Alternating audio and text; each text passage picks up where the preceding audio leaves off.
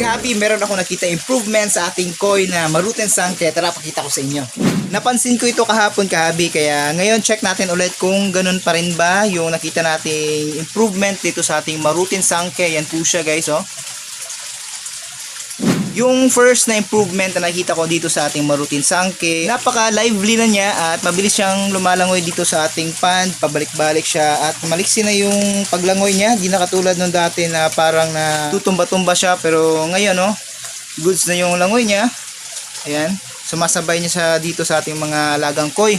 Pagkatapos yung namumula sa kanyang shiroji ay nawala na rin, naging clear na, puting-puti na yung shiroji niya. Yun yung isa sa mga napansin din po natin. At di na talaga siya nag-stay sa bottom ng pond. Noong una, dyan sa gilid na yan, dyan siya tumatambay, pumapark. Noong una, sa ilalim, sunod dyan sa gilid. Ngayon, di na siya nagpa-park at lumalangoy na siya dito sa buong pond natin. Yan siya. Yun.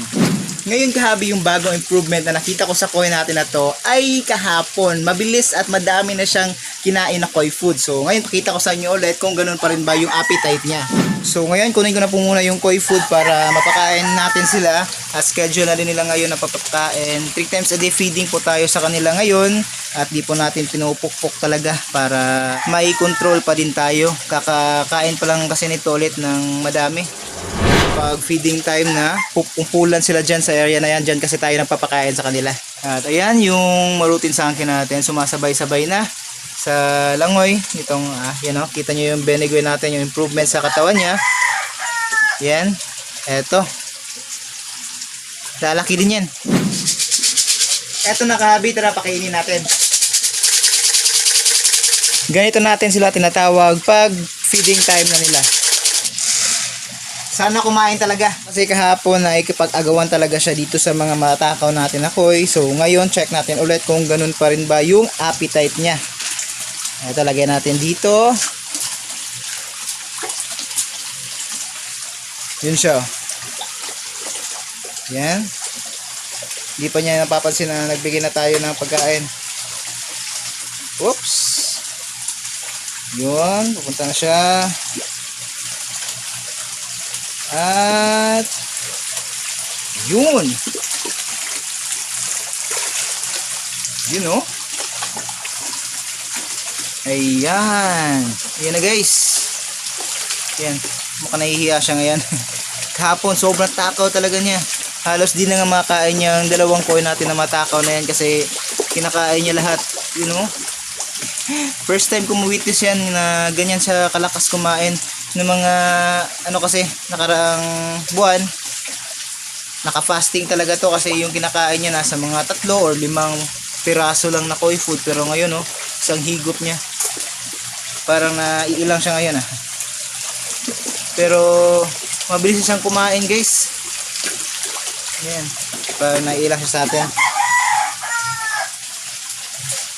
Pero good improvement ito sa koi natin na to. So siguro sa mga susunod na araw lalaki na yung katawan din ito.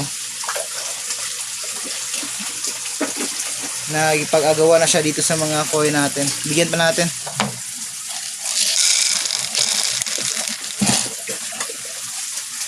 Yun, no? Yun. Nagpag-agawa na talaga siya, guys.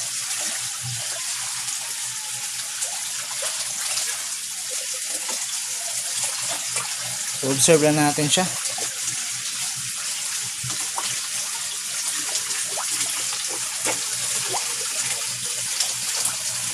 Ayan.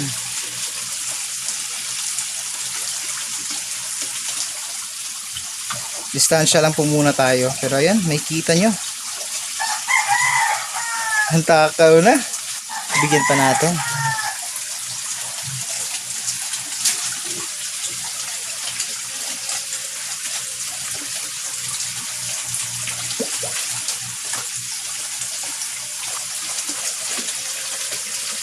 Yun.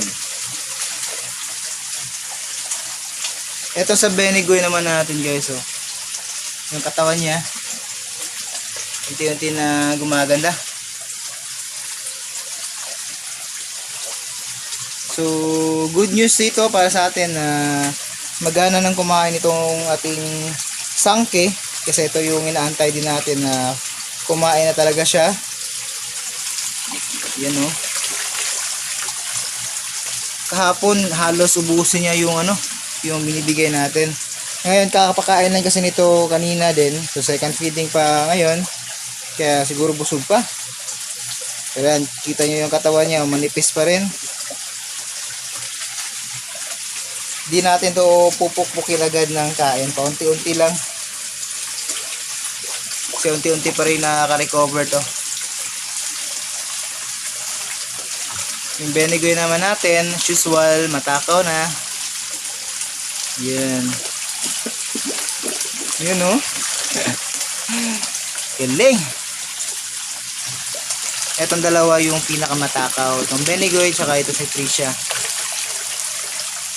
Ayan. So, ganda. Tignan pag kumakain na sila lahat. Yun o.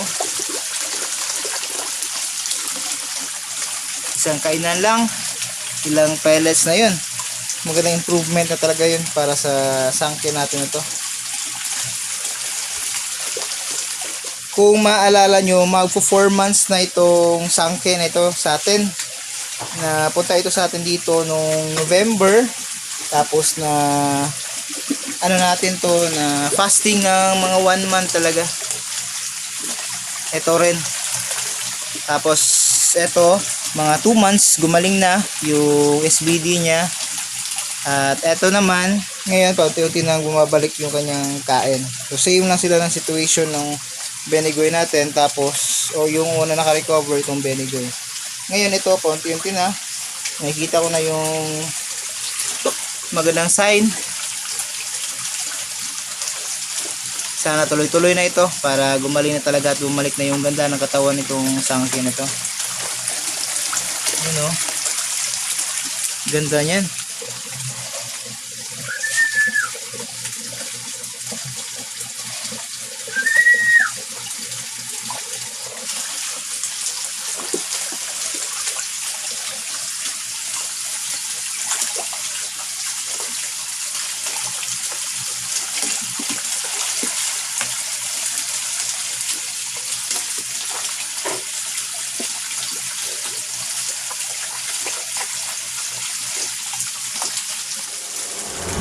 So yun kahabi yung mga magagandang improvement na nakikita ko dito sa mga koi na inalagaan natin, lalo na dito sa sangke na talagang tinutukan natin para gumaling din ito, katulad nitong Benigoy natin na in good condition na siya at paunti-unti na bumabalik yung ganda ng kanyang katawan. Ngayon nakikita natin na maganda din yung improvement itong ating Marutin sangke at sana tuloy-tuloy na ito para gumaling na ito at bumalik na yung ganda ng kanyang katawan. So yun lang po yung update natin ngayon mga kahabi. Maraming salamat sa panonood. Thank you and see you po ulit sa susunod na video. Happy fish keeping. Fish out.